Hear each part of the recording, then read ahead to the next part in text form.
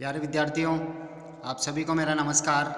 मैं डॉक्टर नेमीचंद कुमावत, सहायक आचार्य हिंदी विषय, राजकीय महाविद्यालय की आपकी एस बीए पार्ट सेकेंड विषय हिंदी साहित्य के द्वितीय प्रश्न पत्र की आज की इस ऑनलाइन कक्षा में मैं आप सभी का हार्दिक अभिनंदन और स्वागत करता हूँ। प्यारे विद्यार्थियों, पिछली हाल ही की जो ऑनलाइन कक्षाएं हुई जिसमें हमने आपकी जो 3 पाठ्य पुस्तकें हैं, एक रक्त ध्वज नाटक, दूसरा निबंध संग्रह की पुस्तक और तीसरी जो है एकांकी संग्रह की। तो एकांकी संग्रह में प्रथम एकांकी नया पुराना एकांकी उपेंद्र नाथ अस्क जी के द्वारा रचित उसका हम अध्ययन कर चुके हैं। दूसरी एकांकी दीपदान डॉक्टर राम कुमार वर्मा जी की एकांकी का अध्ययन हम अभी कर रहे हैं। हाल ही में 3-4 जो ऑनलाइन कक्षाएँ हुई थी हम उसी को पढ़ते आ रहे हैं। पृष्ठ संख्या 44 से आज इस एकांकी को हम आरंभ करेंगे। तो देखिए, पन्नाधाई और चंदन के बीच में वार्ता चल रही थी और पन्ना जो है कुंवर उदय सिंह की रक्षा करने के लिए जो कीरतवारी आया था टोकरी में, वो कुंवर उदय सिंह को जो है बाहर भेज देती है।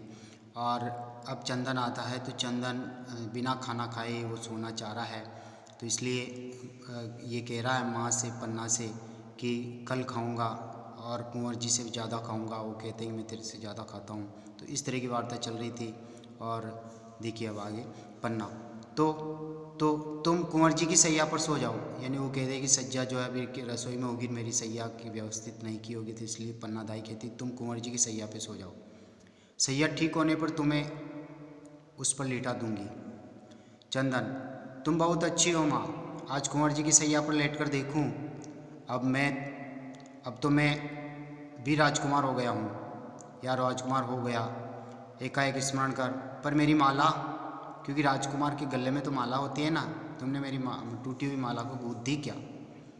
तो पन्ना, नहीं गूंथ पाई लाल, सांबली आ गई थी, यानी जो नगर की महल की परिचारिका है जो ना सांबली, वो आ गई थी, इसलिए मैं नहीं गूंथ पाई। चंदन, कल गूंथ देना, भूलना नहीं माँ, सैया पर लेटता है।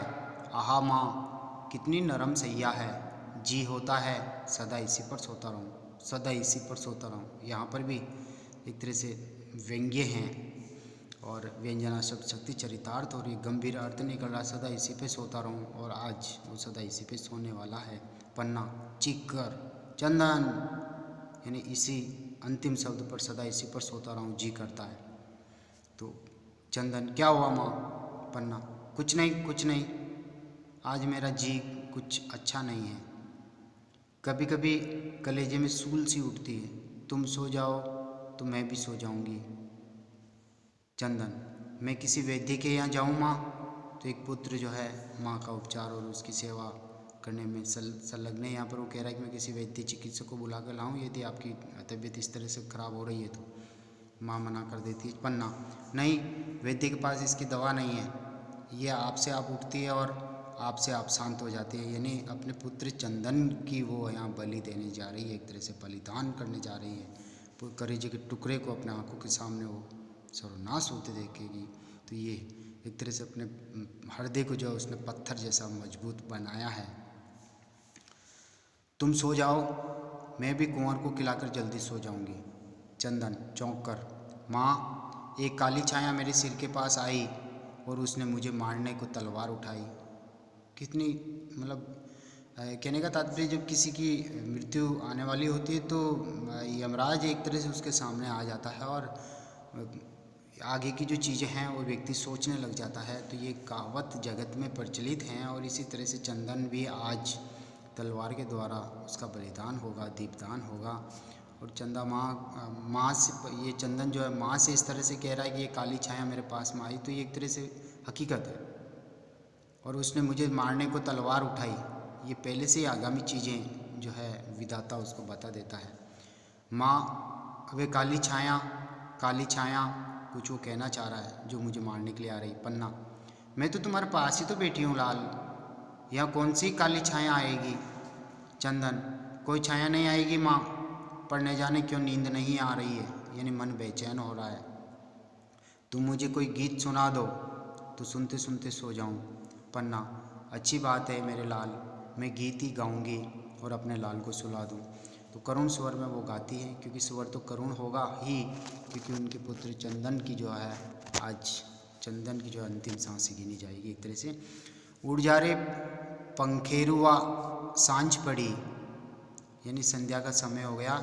हे पंखेरुआ का तात्पर्य हे पक्षी तू उड़ जा, सांझ पड़ी। और पक्षी प्राण पंखेरु रूपी पक्षी, अब संध्या समय होने का तात्पर्य जीवन का अंत।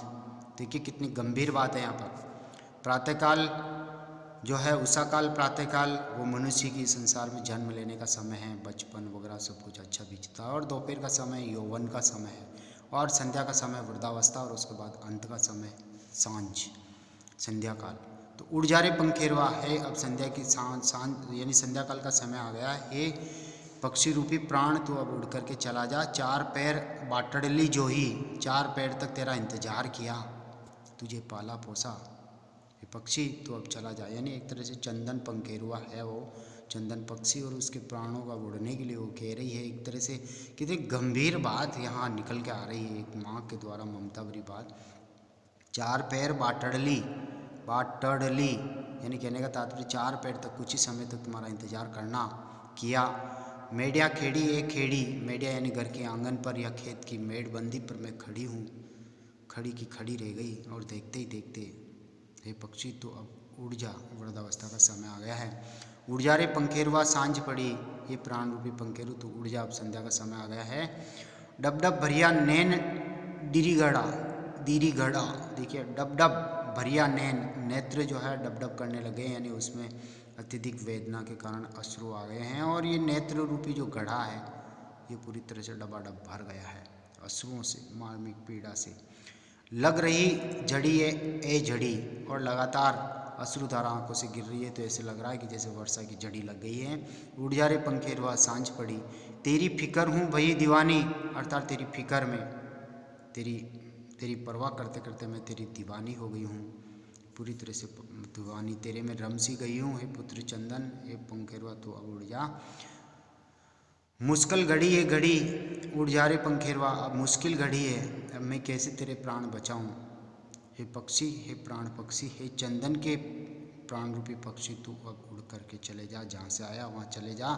मुझे कुंवर उदय सिंह की रक्षा करने के लिए ये कठोर पत्थर जैसा हृदय बना करके ये आज काम करके ही दिखाना है, अपने जिगर के टुकड़े को आज बलिदान होते देखना है। धीरे धीरे गान समाप्त होता है। दीपदान देखिए, पन्ना फिर पुकारती है चंदन, चंदन के न बोलने पर पन्ना अलग हटकर जोर से सिसकी लेती है, यानी आवाज़ लगाई कि पुत्र सो गया है या जाग रहा है, आवाज़ लगाई, आवाज़ नहीं आई, तो ऐसा लगा कि वह सो रहा है, और माँ की जो अंतरतम की जो पीड़ा है वो सिसकियों के रूप में ऊपर पड़ती है।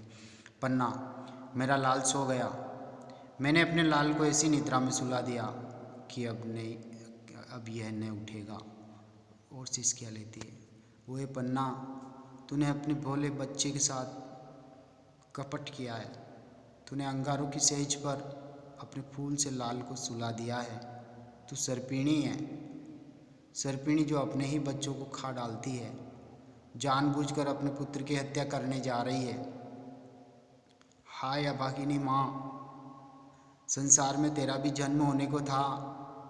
फिर सिसकियाँ लेती है, फिर चंदन को संबोधित करते हुए, लाल तुम्हारी माला में नहीं गूंथ सकी, तुम्हारा जीवन अधूरा होने जा रहा है, तो माला कैसे पूरी होती।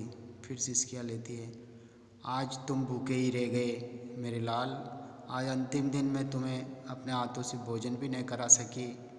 तुम क्या जानो कि कल तुम और कुंवर साथ साथ कैसे भोजन करोगे। कहते थे कल तुम परोस कर खिलाना, अब मैं कैसी खिलाऊंगी। चंदन, सिसकियाँ, तुम्हारे अंगूठे से रक्त की धारा बही, अब हृदय से रक्त की धारा बहेगी, तो कैसे रोक सकूंगी। पहले तो अंगूठे से रक्त की धारा बही, अब तलवार से जब तेरी गर्दन काटी जाएगी तो हृदय से जो रक्त की धारा प्रवाहित होगी उसे एक माँ कैसे सहन कर सकेगी। मेरे लाल, मेरे चंदन, जाओ ये रक्त धारा अपनी मातृभूमि पर चढ़ा दो, अर्थात मैंने अपनी इस मातृभूमि मेवाड़ की भूमि की रक्षा करने के लिए ही तुम्हारा ये त्याग यानी एक तरह से बलिदान किया है। आज मैंने भी दीपदान किया है, दीपदान, अपने जीवन का दीप मैंने रक्त की धारा पर तैरा दिया है। ऐसा दीपदान भी किसी ने नहीं किया होगा। एक बार तुम्हारा मुख देख लूं, कैसा सुंदर और भोला मुख है। फिर सिसकियाँ लेती है। एकाएक बड़बड़ाहट की आवाज़ होती है। हाथ में तलवार लिए बनवीर आता है। बनवीर जो मद्य पीने से उसके शब्द जो है लड़खड़ा रहे हैं। पन्ना आवाज़ देता हुआ अंदर आता है। पन्ना, महाराज बनवीर। बनवीर, सारे राजपूताने में एक ही धाई माँ है पन्ना, सबसे अच्छी। मैं ऐसी धाई माँ को प्रणाम करने आया हूँ। रुक कर धाई माँ की आंखों में आंसू। पन्ना, नहीं, आंसू नहीं है। आज मेरे कुंवर बिना भोजन किए ही सो गए हैं। बनवीर, आज के दिन भोजन नहीं किया? अरे आज तो उत्सव का दिन है, आनंद का दिन है। ठास करता है। मेरे महल में 300 सामंतों ने भोजन किया। आज कीरतबारी की टोकरी देखती, भोजन उठाते उठाते वे जिंदगी भर के लिए थक गया होता होगा। यहाँ पर भी आज कीरतबारी की टोकरी देखती, तो यहाँ पर भी संकेत है कि कुंवर उदय सिंह उसमें सो करके गए हैं। हंसता है फिर, जिंदगी भर के लिए, तो कहाँ है कुंवर उदय सिंह? मैं उन्हें अपने हाथ से भोजन करा दूँ। फिर पन्ना, कुंवर सो गए हैं, वे किसी के हाथ से भोजन नहीं करते, मैं ही उन्हें खिला दूंगी। बनवीर, दाई माँ हो ना? पन्ना, आज तुमने सोना का नाच नहीं देखा? वह कितना अच्छा नाचती है। मैंने उससे कह दिया था कि कुंवर उदय सिंह को और धाई माँ को अपना नाच दिखला दे। पन्ना, वह आई थी, शायद तुम ही ने उसे भेजा था, पर कुंवर जी का जी अच्छा नहीं था, इसलिए मैंने उन्हें नहीं भेजा। बनवीर, जी अच्छा नहीं था और आज का दीपदान भी तुमने नहीं देखा? पन्ना, मेरे लिए दीपदान देखने की बात नहीं है, करने की बात है। दीपदान देखने की बात नहीं है, करने की बात है, अर्थात दीपदान करना मुझे भी। बनवीर, ठीक है दाई माँ, तो मंगल कामनाओं की देवी हो, वे दीपदान करके चित्तौड़ का कल्याण करेगी, मैं भी चित्तौड़ का कल्याण करूँगा। अर्थात हे दाई माँ, तुम भी मंगल कामनाओं की देवी हो, तुम भी दीपदान करो और चित्तौड़ का कल्याण करो, और मैं भी चित्तौड़ दीपदान करके चित्तौड़ का कल्याण करूँगा। एक बात और कहूँ पन्ना, मैं तुम्हें मारवाड़ में एक जागीर देना चाहता हूँ। मारवाड़ में, जबकि ये मेवाड़ की घटना घटित हो रही है, और मारवाड़ में एक जागीर देना चाहता है। लालच, एक तरह से लालच देना चाहता है। वहाँ तुम्हारे लिए तुलजा भवानी का मंदिर बनेगा। सारे लोग तुम्हें इतनी श्रद्धा से देखेंगे कि तुलजा भवानी में और तुझमें कोई भी अंतर नहीं दिखाई देगा। तुम ही देवी के उस मंदिर में रहोगी, लोग तुम्हारी पूजा करेंगे। पन्ना, चीख कर बनवीर, और बनवीर अठास कर, महाराज बनवीर नहीं कहा, मेरे कहने भर से तुम देवी हो गई। महाराज बनवीर को बनवीर कहने लगी। हंसता है, देवी को प्रणाम। देखा, अब तुम्हें मोह ममता से दूर रहना होगा। तुम कुंवर उदय सिंह को मुझे दे दोगी और मैं उसे ये तलवार दूंगा। तलवार खींच लेता है। पन्ना, ये तलवार, इस पर रक्त क्यों लगा है? बनवीर, रक्त तो तलवार की शोभा है पन्ना, यह अनंत सुहाग से भरी है, यह तो उसकी सिंदूर की रेखा है। बिना रक्त के तलवार भी कभी तलवार कहला सकती है। पन्ना, ये तलवार म्यान में रख लो महाराज। बनवीर, क्या तुम्हें भय लगता है? चित्तौड़ में तलवार से किसी को भय नहीं लगता। दाई माँ होने पर तुम में इतनी ममता भर गई कि तलवार नहीं देख सकती। पन्ना, तलवारें आसानी से म्यान के भीतर नहीं जाती।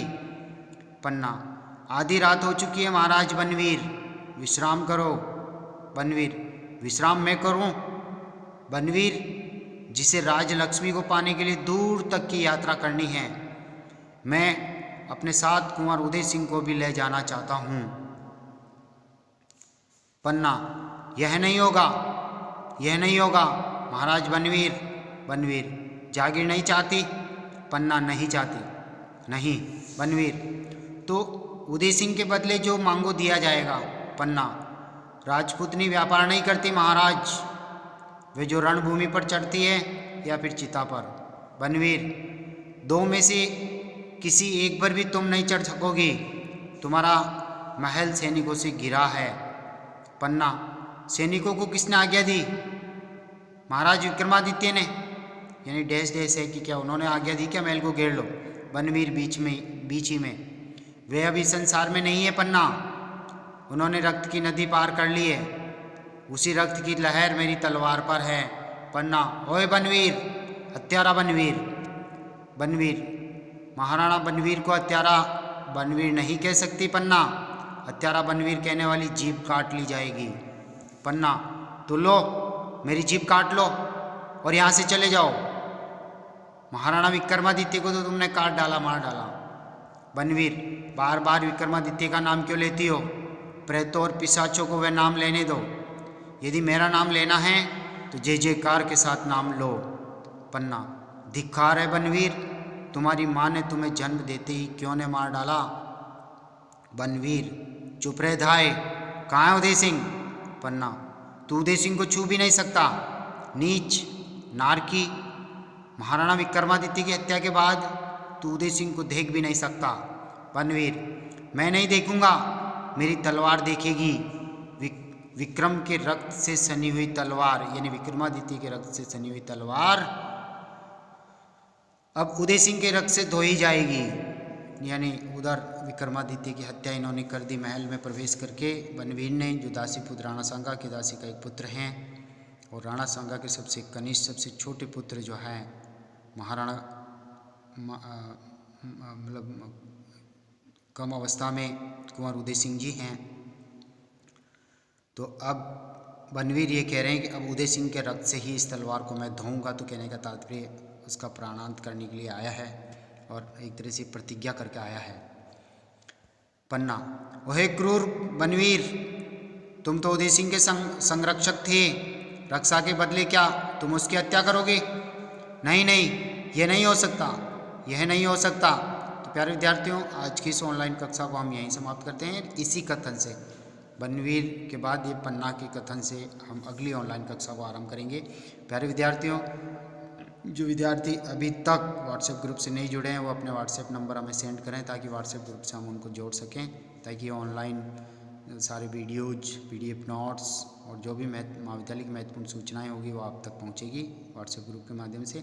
साथ ही जो विद्यार्थी पहली बार यूट्यूब चैनल को ओपन करके इन वीडियोज को देख रहे हैं, अपना ऑनलाइन अध्ययन वो कर रहे हैं, तो जो पहली बार यूट्यूब चैनल को देख रहे हैं तो कॉलेज के इस यूट्यूब चैनल को आप सब्सक्राइब जरूर करें। साथ ही इन वीडियोज़ को आप लाइक करें, क्योंकि जब तक आप सब्सक्राइब और लाइक नहीं करेंगे तब तक आपकी महाविद्यालय में ऑनलाइन उपस्थिति सुनिश्चित नहीं हो सकेगी। अतः आप सब्सक्राइब जरूर करें। आप सभी को बहुत बहुत धन्यवाद। जय हिंद, जय भारत। अगली ऑनलाइन कक्षा में हम इस एकांकी को पूर्ण कर लेंगे, इसकी समीक्षा करते हुए इसकी मूल संवेदना, मूल उद्देश्य और पन्नादाई के चरित्र चित्रण पर भी हम प्रकाश डालेंगे अगली ऑनलाइन कक्षा में। आप सभी को बहुत बहुत धन्यवाद।